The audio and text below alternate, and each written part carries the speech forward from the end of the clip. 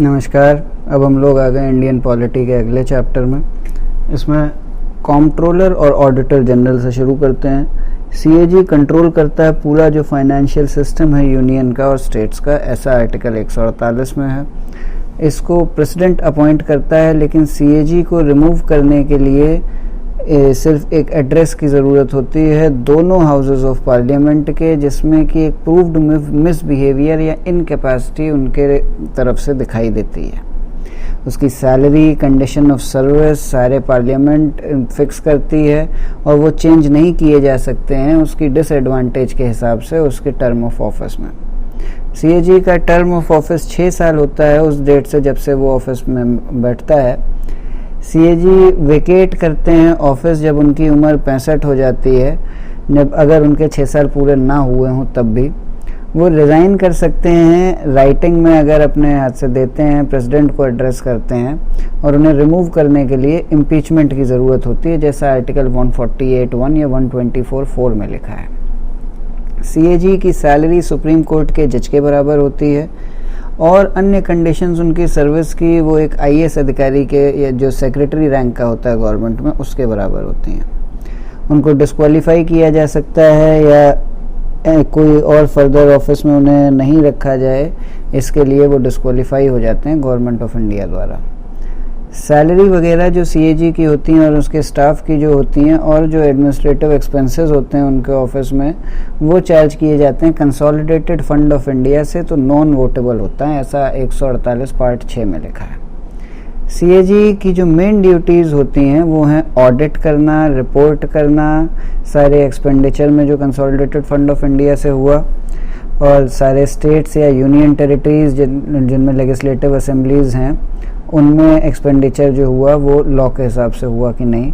Audit और report करना सारा एक्सपेंडिचर जो कंटिजेंसी फंड में से या पब्लिक अकाउंट्स में से हुआ।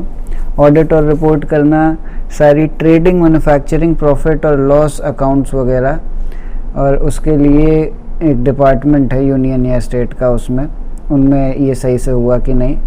ये देखना कि रूल्स और प्रोसीजर्स उस बिहाफ में किए जा रहे हैं जो डिज़ाइन किए गए हैं इफेक्टिव चेक के लिए, असेसमेंट, कलेक्शन और प्रॉपर एलोकेशन ऑफ रेवेन्यूज़ के लिए, वो पूरे किए जा रहे हैं कि नहीं।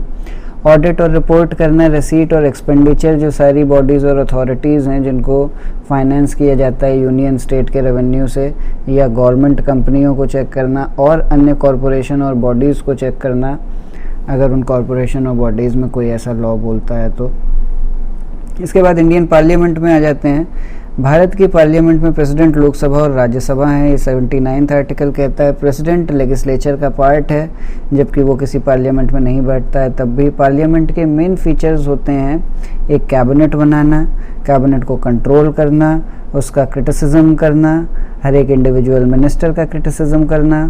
पार्लियामेंट इंफॉर्मेशन सिक्योर कर सकती है अथॉरिटी से कहीं से भी। लेजिस्लेशन जो या मेकिंग लॉज बनाना ये पार्लियामेंट का बड़ा काम है, जो आर्टिकल 107, 8 और 245 में लिखा है। फाइनेंशियल कंट्रोल चीज़ों पर रखना भी पार्लियामेंट के ही दायरे में आता है। जो बिल पास कर दिया जाएगा पार्लियामेंट के हाउस से वो बिना प्रेसिडेंट के असेंट के लॉ नहीं बनता है। इसके बाद राज्यसभा और लोकसभा जान लेते हैं। राज्यसभा में 250 से ज़्यादा लोग नहीं हो सकते हैं, जिसमें से 12 लोगों को प्रेसिडेंट नॉमिनेट करता है। 238 लोग रिप्रेजेंटेटिव होते हैं स्टेट्स या यूनियन टेरिटरीज़ के, जिन्हें इनडायरेक्ट इलेक्शन के थ्रू इलेक्ट किया जाता है, ऐसा आर्टिकल 80 में है। 12 जो नॉमिनेटेड मेंबर्स हैं वो प्रेसिडेंट चुनता है स्पेशल लोगों के में से जो साइंस, आर्ट, लिटरेचर या सोशल सर्विस में कुछ खास काम कर चुके हैं। हर एक स्टेट का जो रिप्रेजेंटेटिव होता है वो इलेक्ट किया जाता है इलेक्टेड मेंबर्स द्वारा लेजिस्लेटिव असेंबली के उस स्टेट के, और जो सिस्टम यूज़ किया जाता है वो प्रोपोर्शनल रिप्रेजेंटेशन का है bye means of single transferable vote. Composition जो है लोकसभा का, उसमें 530 से ज़्यादा रिप्रेजेंटेटिव स्टेट्स के और 20 से ज़्यादा रिप्रेजेंटेटिव यूनियन टेरिटरी के नहीं हो सकते हैं। 2 लोग एंग्लो इंडियन कम्युनिटी के प्रेसिडेंट नॉमिनेट कर सकता है अगर वो एडिक्वेटली रिप्रेजेंटेड नहीं है लोकसभा में। स्टेट्स के जो रिप्रेजेंटेटिव हैं वो डायरेक्टली इलेक्ट किए जाते हैं लोगों द्वारा स्टेट्स के एडल्ट फ्रेंचाइज के हिसाब से, एडल्ट सफरेज पे बेसिस पे। हर एक सिटीज़न जो 18 साल से बड़ा है और डिस्क्वालीफाइड नहीं है वोट करने में इलेक्शन के, वो वोट कर सकता है यूनिवर्सल एडल्ट सफरेज के हिसाब से, ये आर्टिकल 326 कहता है। किसी भी माइनॉरिटी कम्युनिटी के लिए कोई रिजर्वेशन नहीं है शेड्यूल कास्ट और शेड्यूल ट्राइब्स के अलावा, ऐसा आर्टिकल 330, 341 और 342 में लिखा गया है। काउंसिल ऑफ स्टेट जो हैं वो सब्जेक्ट टू डिसोल्यूशन नहीं होते हैं और वो एक परमानेंट बॉडी होता है और 1/3 मेंबर उसका हर 1-2 साल पे रिटायर हो जाता है, हर दूसरे साल के अंत में। लोकसभा का नॉर्मल टर्म है 5 साल, लेकिन उससे जल्दी भी उसको डिसॉल्व किया जा सकता है प्रेसिडेंट द्वारा। लोकसभा को एक्सटेंड भी किया जा सकता है पार्लियामेंट के एक्ट के द्वारा इमरजेंसी के केस में। ये जो एक्सटेंशन लोकसभा का किया जाता है वो एक बार में 1 साल से ज़्यादा समय के लिए नहीं किया जा सकता है, और एक्सटेंशन को भी अगर और एक्सटेंड करना हो तो 6 महीने से ज़्यादा नहीं किया जा सकता है, इमरजेंसी जब सीज हो जाती है उसके बाद से। पार्लियामेंट को कम से कम 2 बार मिलना होता है 1 साल में, और 6 महीने से बड़ा गैप नहीं हो सकता है किसी भी 2 ऐसे मीटिंग्स या सेशन के पार्लियामेंट में। एक सेशन वो पीरियड होता है जब पहली मीटिंग जो पार्लियामेंट की होती है और प्रोरोग पार्लियामेंट की जाती है, उसके बीच का समय, प्रोरोगेशन और पहली मीटिंग के बीच के समय को एक सेशन कहते हैं। प्रोरोगेशन जब पार्लियामेंट को किया जाए और उसकी जब तक रीअसेंबली होती है उसके बीच के समय को कहते हैं रिसेस। एक सेशन के समय पे नंबर ऑफ डेली सिटिंग्स हो सकती हैं और हर एक सिटिंग का अंत में एक एडजर्नमेंट किया जाता है, जिससे कि पोस्टपोन कर दी जाती हैं आगे के कंसिडरेशन जो होगा बिजनेस का, वो कुछ समय के लिए। एक हाउस का जो सिटिंग है उसको टर्मिनेट करने के लिए डिसोल्यूशन, प्रोरोगेशन या एडजर्नमेंट 3 सोल्यूशन है। प्रोरोग किए जाने का मतलब है कि सेशन खत्म हो रहा है, डिसॉल्व किए जाने का मतलब है लोकसभा का टर्म खत्म हो रहा है, एडजर्न किए जाने का मतलब है एक सिटिंग खत्म हो रही है। पावर ऑफ डिसोल्यूशन और प्रोरोगेशन प्रेसिडेंट एक्सरसाइज करता है काउंसिल ऑफ मिनिस्टर्स की एडवाइस पे, लेकिन एडजर्नमेंट की जो डेली सिटिंग्स की पावर है वो लोकसभा और राज्यसभा के स्पीकर और चेयरमैन के पास होती है। डिसोल्यूशन लोकसभा को ही अंत में ले जाता है कि अब वहाँ पे फ्रेश इलेक्शंस किए जाएं, जबकि प्रोरोगेशन सिर्फ टर्मिनेशन है किसी एक सेशन का।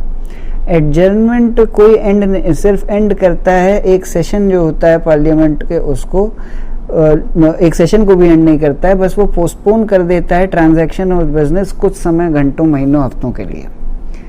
डिसोल्यूशन जब लोकसभा का हो जाता है तो जितने भी पेंडिंग मैटर्स होते हैं उसके सामने वो लैप्स हो जाते हैं लोकसभा के डिसोल्यूशन के समय।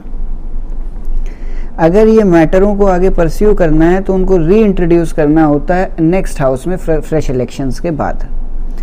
अगर कोई बिल पेंडिंग है राज्यसभा में जिसको कि अभी लोकसभा ने पास नहीं किया है तो वो लैप्स नहीं होगा डिसोल्यूशन में।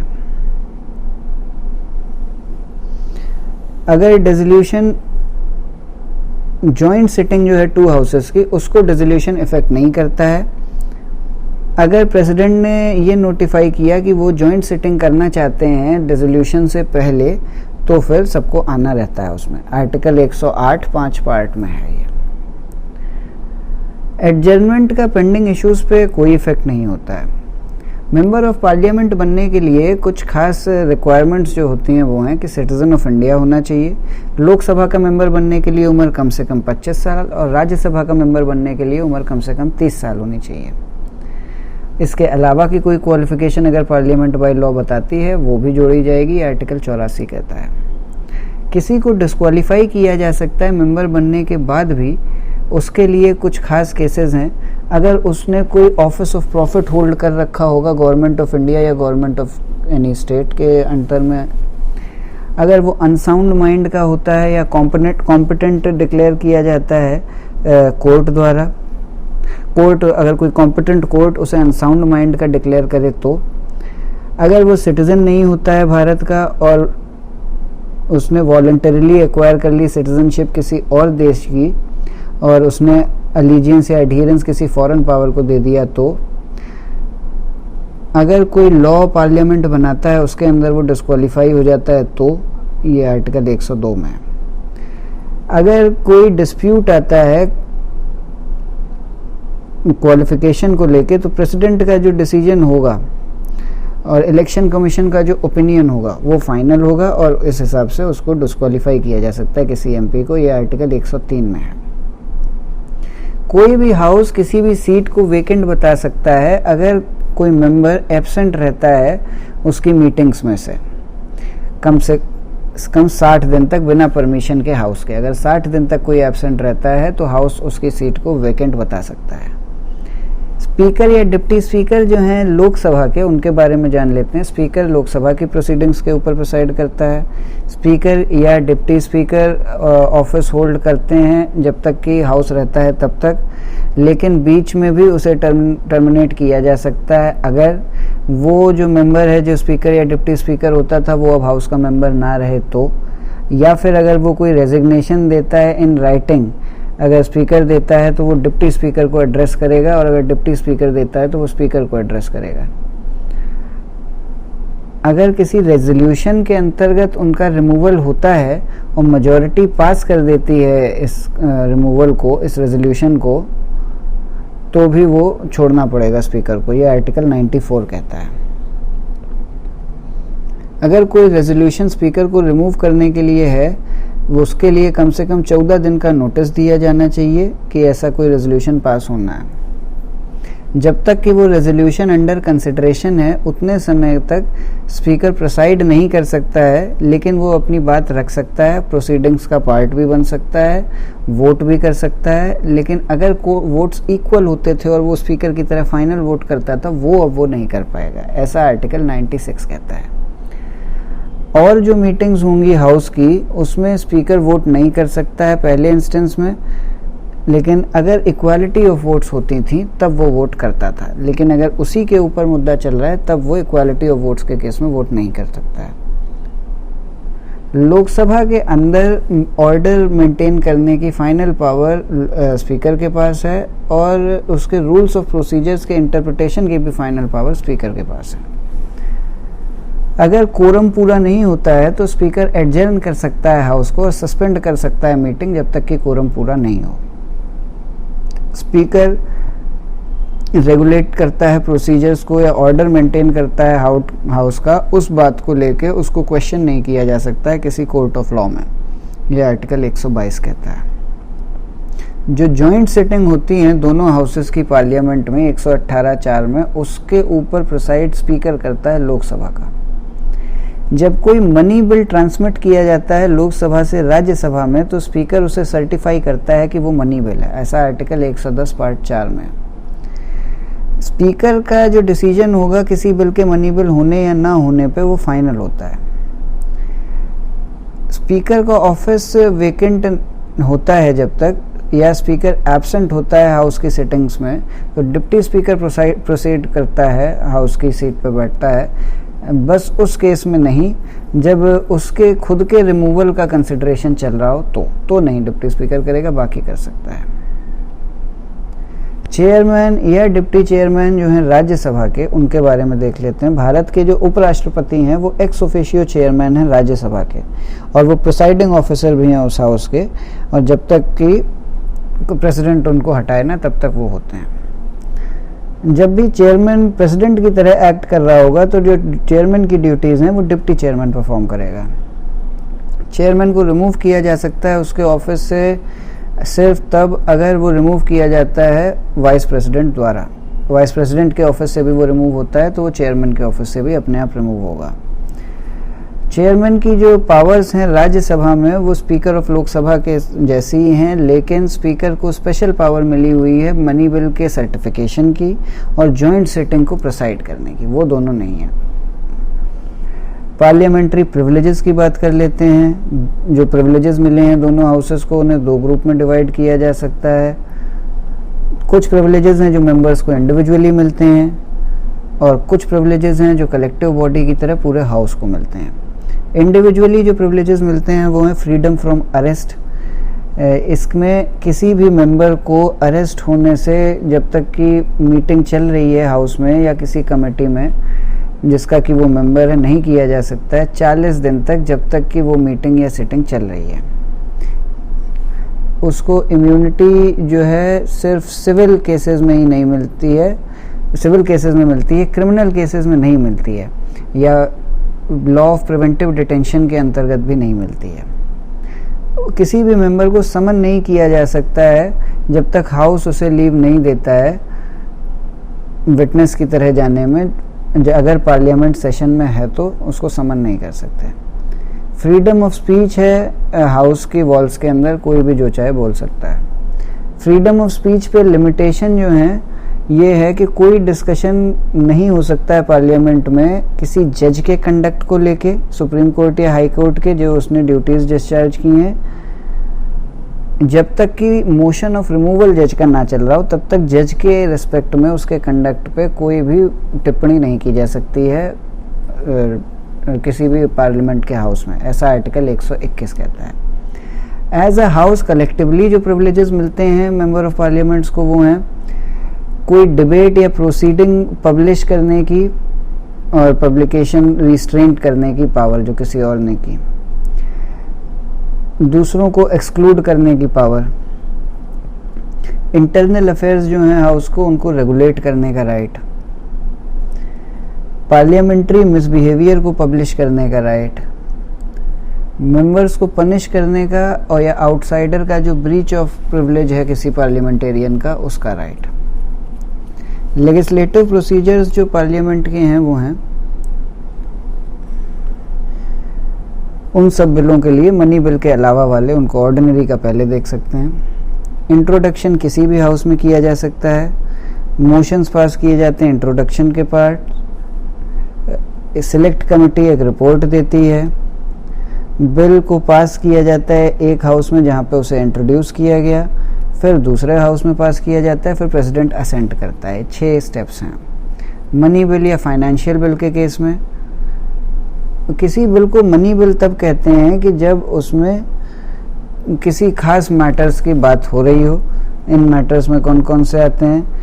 कोई इम्पोजिशन, अबॉलिशन, रेमिशन, ऑल्टरेशन या रेगुलेशन किया जाए किसी टैक्स में, टैक्स हटाया, बढ़ाया, घटाया, कुछ भी किया जाए।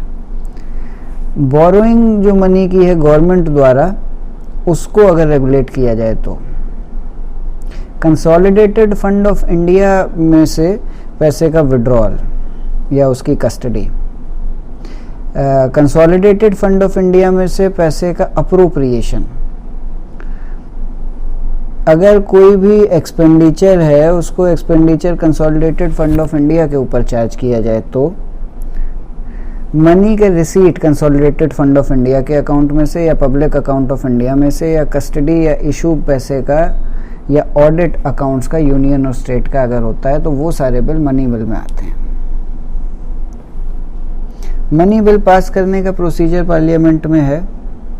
एक तो उसे राज्यसभा में इंट्रोड्यूस ही नहीं कर सकते, सिर्फ लोकसभा में इंट्रोड्यूस होगा। लोकसभा में इंट्रोड्यूस होने के बाद जब मनी बिल लोकसभा में पास हो जाता है तब उसको ट्रांसमिट किया जाता है राज्यसभा में, और स्पीकर का उसे सर्टिफिकेट मिला होता है कि ये एक मनी बिल है। राज्यसभा मनी बिल को ना रिजेक्ट कर सकती है ना अमेंड कर सकती है। 14 दिन के अंदर, जिस दिन से वो रिसीट करती है मनी बिल को, उसे रिटर्न करना होता है मनी बिल को वापस लोकसभा में अपनी रिकमेंडेशंस के साथ। लोकसभा एक्सेप्ट या रिजेक्ट कर सकती है कुछ या थोड़े रिकमेंडेशंस जो राज्यसभा देती है। ये सब लोकसभा के ऊपर होता है कि वो एक्सेप्ट या रिजेक्ट करे रिकमेंडेशंस राज्यसभा की। अगर लोकसभा एक्सेप्ट करती है कोई रिकमेंडेशन राज्यसभा की, तब भी उसको पास करना पड़ेगा दोनों हाउसेज में अमेंडमेंट्स के साथ। राज्यसभा को भी पास करना पड़ेगी वो अमेंडमेंट्स के साथ, और लोकसभा भी वो एक्सेप्ट करे। अगर मनी बिल राज्यसभा 14 दिन के अंदर रिटर्न नहीं करती है तो ऐसा मान लिया जाएगा कि उसको पास कर दिया गया है दोनों हाउसेज में। जिस फॉर्म में लोकसभा ने उसे पास किया गया था उसी फॉर्म में राज्यसभा ने भी उसे पास कर दिया, अगर 14 दिन के अंदर वो कोई एक्शन नहीं लेते हैं। ऐसा आर्टिकल 109 कहता है। फाइनेंशियल बिल कुछ एक खास तरह के मनी बिल हैं जिसमें को कि सर्टिफिकेट मिल जाता है स्पीकर का कि ये फाइनेंस बिल है। वो फाइनेंस बिल जिन्हें स्पीकर का सर्टिफिकेट नहीं मिल पाता है वो 2 तरह के होते हैं, ऐसा आर्टिकल 117 कहता है।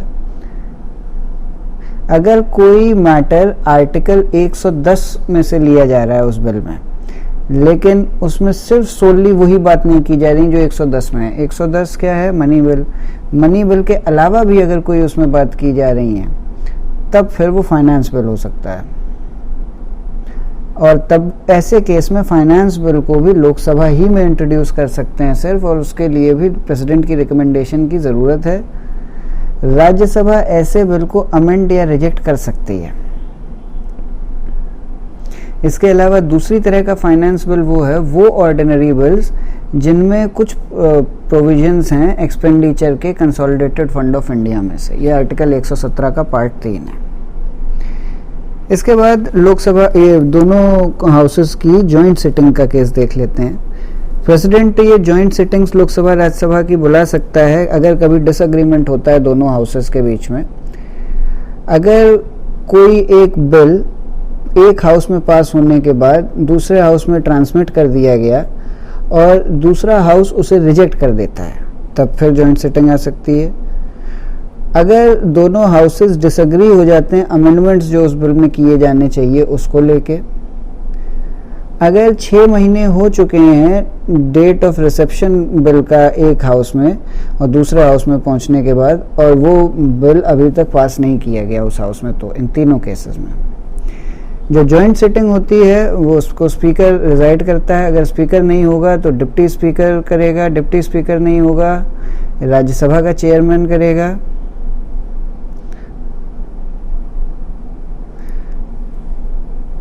नहीं, अगर स्पीकर नहीं होगा तो डिप्टी स्पीकर या चेयरमैन राज्यसभा का जो होगा वो, नहीं तो फिर अगर स्पीकर नहीं होगा तो डिप्टी स्पीकर, डिप्टी स्पीकर नहीं होगा तो राज्यसभा का चेयरमैन, वो नहीं होगा तो डिप्टी चेयरमैन राज्यसभा का, और अगर उनमें से कोई भी नहीं है तो जो एमपी इलेक्टेड इकट्ठे हैं उनमें से कोई भी एक आदमी। यह 118वें आर्टिकल का पार्ट 4 है। इसके अलावा पार्लियामेंट के फाइनेंशियल लेजिस्लेशंस, हर एक फाइनेंशियल ईयर की शुरुआत में प्रेसिडेंट की तरफ से एक स्टेटमेंट दिया जाता है एस्टिमेटेड रिसीट्स और एक्सपेंडिचर का गवर्नमेंट ऑफ इंडिया द्वारा उस साल के बारे में दोनों हाउसेस में। इसको एनुअल फाइनेंशियल स्टेटमेंट या बजट कहते हैं। ये आर्टिकल 112 में लिखा है। ये ऐसा कहता है कि वेज एंड मीन्स क्या होंगे एस्टिमेटेड एक्सपेंडिचर पूरा करने के उस साल भर में। तो जो एक एनुअल फाइनेंशियल स्टेटमेंट या बजट होता है उसमें क्या क्या होता है, एक्सपेंडिचर जो साल भर में होना है उसके estimates, ways and means revenue इकट्ठा करने के लिए, एक्चुअल रिसीट या एक्सपेंडिचर जो हैं उनकी एनालिसिस जिससे कि साल की क्लोजिंग किया जा सके, सरप्लस या डेफिसिट के कारण उस साल में, इकोनॉमिक पॉलिसी का एक्सप्लेनेशन, गवर्नमेंट का स्पेंडिंग प्रोग्राम अगले साल में और रेवेन्यू प्रॉस्पेक्ट्स, एस्टिमेट्स एक्सपेंडिचर जो कंसोलिडेटेड फंड ऑफ इंडिया पे किया जा रहा है उसको लेके। उनको वोट तो उनके लिए नहीं किया जाता है लेकिन जो हाउसेस हैं वो डिस्कस कर सकते हैं इन सब एस्टिमेट्स को, और जो अन्य एक्सपेंडिचर हैं उसके एस्टिमेट भी सबमिट किए जाते हैं डिमांड फॉर ग्रांट्स के रूप में लोकसभा को, और उसके पास ये पावर होता है कि वो असेंट या रिफ्यूज़ करे इन सब डिमांड्स को।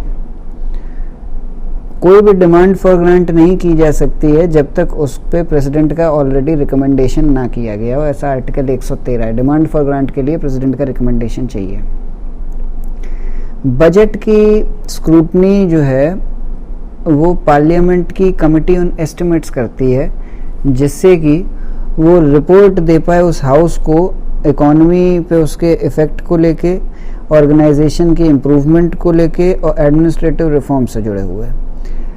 इसके अलावा कुछ ऑल्टरनेट पॉलिसीज़ भी ये कमिटी ऑन एस्टिमेट्स दे सकती है उस हाउस को।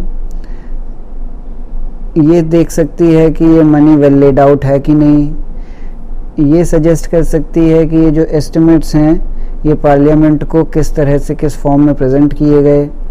एस्टिमेट्स कमेटी की जो रिपोर्ट है वो डिबेट नहीं की जाती है हाउस में उसको डिबेट नहीं किया जाता है।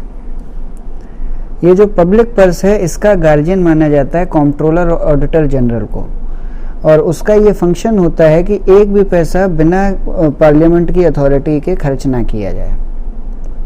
कंट्रोलर ऑडिटर जनरल की जो रिपोर्ट होती है वो पार्लियामेंट के सामने रखी जाती है और पब्लिक अकाउंट्स कमेटी उसे एग्जामिन करती है। पब्लिक अकाउंट्स कमेटी लोकसभा की एक कमेटी है जिसमें 15 मेंबर होते हैं लोकसभा के और 7 मेंबर होते हैं राज्यसभा के। और पब्लिक अकाउंट कमेटी एग्जामिन करती है कि पैसा जो है वो डिसबर्स किया जा रहा है वो लीगली अवेलेबल था कि नहीं और सही पर्पसेस के लिए यूज़ किया कि नहीं। एक्सपेंडिचर जो ये होते हैं ये सिर्फ उस अथॉरिटी को कंफर्म करते हैं जो उसे गवर्न कर रही होती है। जो रीअप्रोप्रिएशन जो हर बार किया जाएगा वो रूल्स जो फ्रेम किए गए हैं किसी कॉम्पिटेंट अथॉरिटी द्वारा उसी तरह से किया जा रहा है कि नहीं। राज्यसभा में यूनियन टेरिटरीज और स्टेट्स का रिप्रेजेंटेशन देख लेते हैं। उत्तर प्रदेश के 31 लोग हैं, महाराष्ट्र के 19, तमिलनाडु के 18, आंध्रा के तेलंगाना के 7, सीमांध्रा के 11, आंध्र प्रदेश के 11, बिहार के 16, पश्चिम बंगाल के 16, हरियाणा के 5, जम्मू कश्मीर के 4, हिमाचल के 3, उत्तराखंड के 3, गोवा मणिपुर का 1, कर्नाटक के 12, गुजरात के 11, मध्य प्रदेश के 11, राजस्थान के 10, उड़ीसा के 10, केरला के 9, असम और पंजाब के 7, झारखंड के 6, छत्तीसगढ़ के 5, नागालैंड, सिक्किम, त्रिपुरा, अरुणाचल प्रदेश, मिजोरम और मेघालय सबका 1, दिल्ली के 3 और पौंडीचेरी का 1। लोकसभा में भी इनका रिप्रेजेंटेशन देख लेते हैं। उत्तर प्रदेश के 80, महाराष्ट्र के 78, तेलंगाना के 17, आंध्र प्रदेश के 25, पश्चिम बंगाल के 42, बिहार के 40, तमिलनाडु 39, मध्य प्रदेश 29, कर्नाटक 28, गुजरात 26, राजस्थान 25, उड़ीसा 21, केरला 20, झारखंड 14, उत्तराखंड 5, हिमाचल 4, त्रिपुरा, मणिपुर, मेघालय, गोवा, अरुणाचल प्रदेश सारे 2, नागालैंड, सिक्किम और मिजोरम 1, दिल्ली 7, पुडुचेरी 1, झारखंड 14, आसाम 14, पंजाब 13, छत्तीसगढ़ 11, हरियाणा 10, जम्मू कश्मीर 6, सिक्किम और मिजोरम 1, दिल्ली 7, पुडुचेरी, चंडीगढ़, लक्षद्वीप, दादर नगर, दमन दीव, अंडमान निकोबार सारे 1। इसके बाद कुछ खास पार्लियामेंट्री टर्म्स देख लेते हैं। क्वेश्चन आवर, किसी भी दिन का बिजनेस नॉर्मली शुरू होता है क्वेश्चन आवर से, जिसमें कि सवाल पूछे जाते हैं मेंबर्स द्वारा और आंसर किए जाते हैं मिनिस्टर्स द्वारा। कुछ अलग अलग तरह के सवाल होते हैं, जैसे स्टार्ड क्वेश्चन वो होते हैं जिसमें कि एक ओरल आंसर रिक्वायर्ड होता है मिनिस्टर द्वारा दिए जाना फ्लोर ऑफ द हाउस पे, और सप्लीमेंट्री डिसाइड किए जाते हैं कि क्वेश्चन को आंसर ओरली किया जाए या किसी और तरह।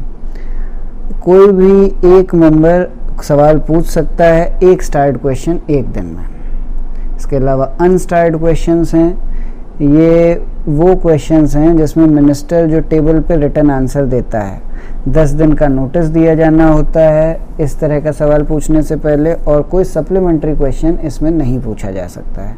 शॉर्ट नोटिस क्वेश्चन वो होते हैं जो कि कोई भी मेंबर पूछ सकता है पब्लिक इम्पोर्टेंस के मैटर्स पे, अर्जेंट नेचर में जो है वो। ये स्पीकर को डिसाइड करना है कि कोई मैटर अर्जेंट है कि नहीं। मेंबर जो होता है उसको स्टेट करना होता है अपना रीज़न उस तरह का सवाल पूछते समय और उसको नोटिस देते समय भी।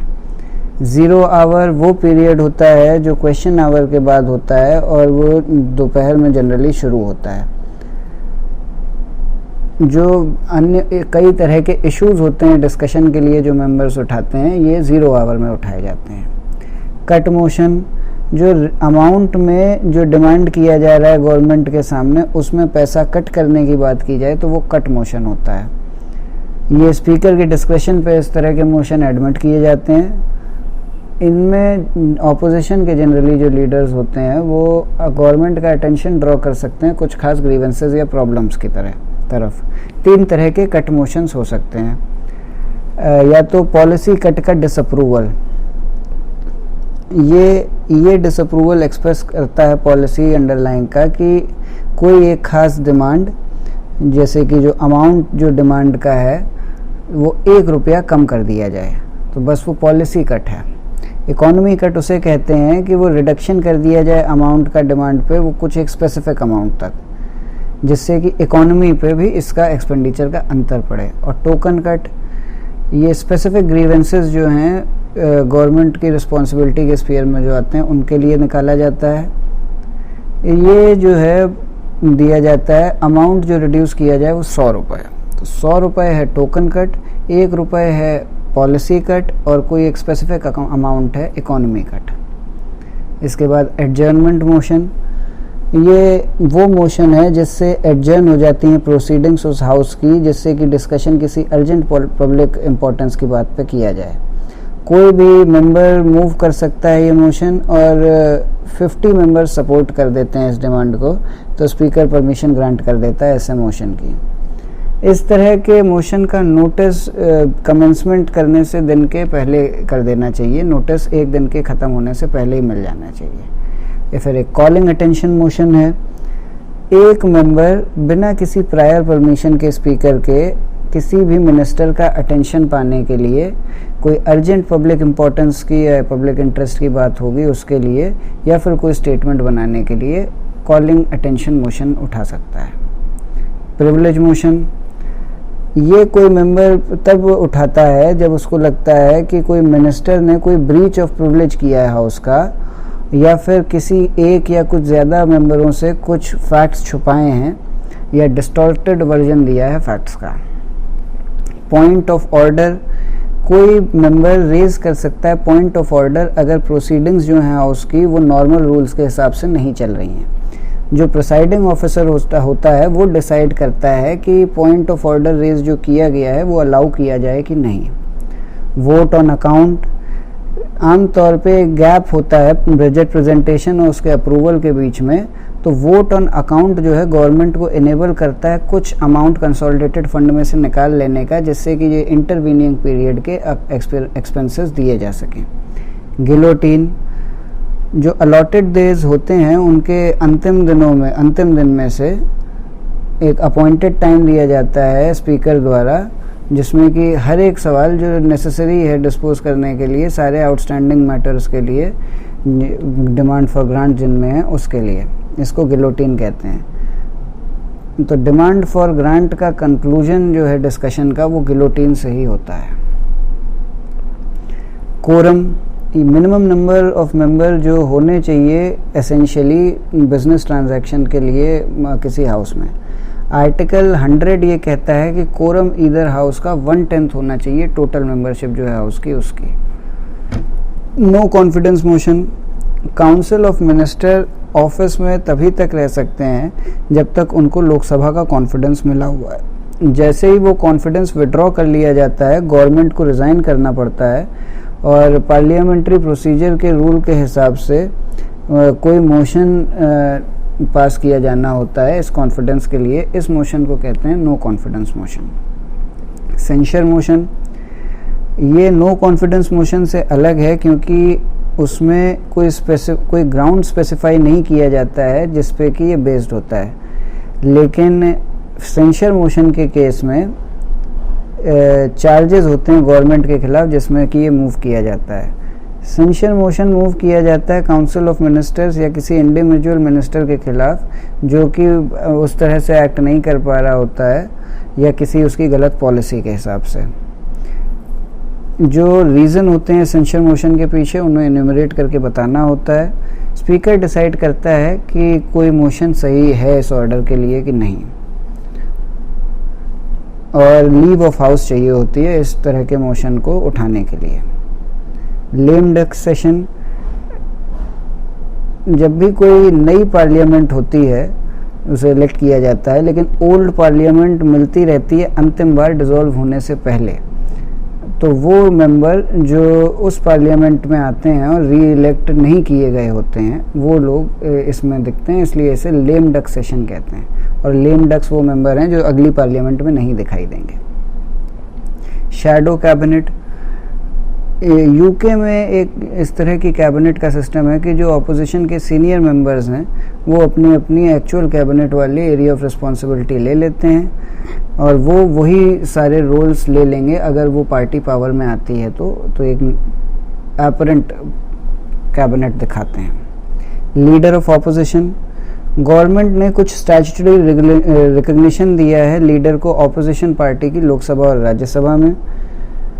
पार्लियामेंट ने 1977 में एक रूल फ्रेम किया इससे कि नवंबर 1, 1977 से एक ऑपोजिशन का मेंबर भी लीडर ऑफ ऑपोजिशन बन के आता है। सबसे पहले कांग्रेस आई कि वाई बी चौहान को officially leader of opposition Lok Sabha का बनाया गया था, कैबिनेट मिनिस्टर की रैंक के बराबर। फंड, जितना भी मनी गवर्नमेंट कमाती है या गवर्नमेंट के बिहाफ पे कोई पाता है और कंसोलिडेटेड फंड में या पब्लिक अकाउंट्स ऑफ इंडिया में आता है, वो सब फंड्स हैं। कंसोलिडेटेड फंड ऑफ इंडिया में सारे रेवेन्यू जो गवर्नमेंट ऑफ इंडिया रिसीव करती है वो, सारे लोन जो रेज करती है गवर्नमेंट ऑफ इंडिया, सारा पैसा जो गवर्नमेंट रीपेमेंट ऑफ लोन्स में कमाती है वो, जो आर्टिकल 266 टेक के हिसाब से, और सारा पैसा जो रिसीव किया जाता है गवर्नमेंट ऑफ इंडिया के हिसाब से और पब्लिक अकाउंट्स में क्रेडिट होता है वो। आर्टिकल 267 जो है कॉन्स्टिट्यूशन का, वो एम्पावर करता है पार्लियामेंट और लेजिस्लेचर ऑफ स्टेट को कंटिजेंसी फंड क्रिएट करने के लिए इंडिया और स्टेट के लिए, कि कभी अगर अनफोर्सीन एक्सपेंडिचर हो जाए उसके लिए। ये सारी चीज़ें फंड्स में आती हैं। फिर राज्यसभा की कुछ पावर्स देख लेते हैं। मनी बिल को राज्यसभा में इंट्रोड्यूस नहीं किया जा सकता है। राज्यसभा के पास कोई पावर नहीं है मनी बिल को रिजेक्ट या अमेंड करने की। लोकसभा का जो स्पीकर है उसकी सोल और फाइनल पावर है डिसाइड करने की कोई बिल मनी बिल है कि नहीं। राज्यसभा डिस्कस कर सकता है लेकिन वो वोट नहीं कर सकता है पब्लिक एक्सपेंडिचर और डिमांड फॉर ग्रांट्स के लिए, वो राज्यसभा के सामने नहीं आता है। ये सब वोटिंग नहीं होगी, सिर्फ डिस्कशन होगा। काउंसिल ऑफ मिनिस्टर रिस्पॉन्सिबल होते हैं लोकसभा के और राज्यसभा के सामने नहीं, आर्टिकल 75 पार्ट 3। राज्यसभा सफ़र करता है क्योंकि उसकी न्यूमेरिकल माइनॉरिटी होती है। जॉइंट सेशन में भी अगर डेडलॉक निकाला जाना है 108 पार्ट 4 में। पार्लियामेंट लेजिस्लेट कर सकती है किसी स्टेट सब्जेक्ट में, सिर्फ राज्यसभा ही कर सकती है। स्टेट सब्जेक्ट में अगर पार्लियामेंट को लेजिस्लेट करना है तो ये राज्यसभा में 2/3 मेजॉरिटी से आर्टिकल 249 के हिसाब से हो सकता है। आर्टिकल 312 कहता है कि अगर कोई नई ऑल इंडिया सर्विस बनानी है तो वो राज्यसभा को 2/3 मेजॉरिटी से उसको रिजॉल्व करना होता है, तभी होगी। इसके बाद गवर्नमेंट के एग्जीक्यूटिव्स पे आ जाते हैं, वो अगला चैप्टर है। अभी के लिए इतना ही, धन्यवाद।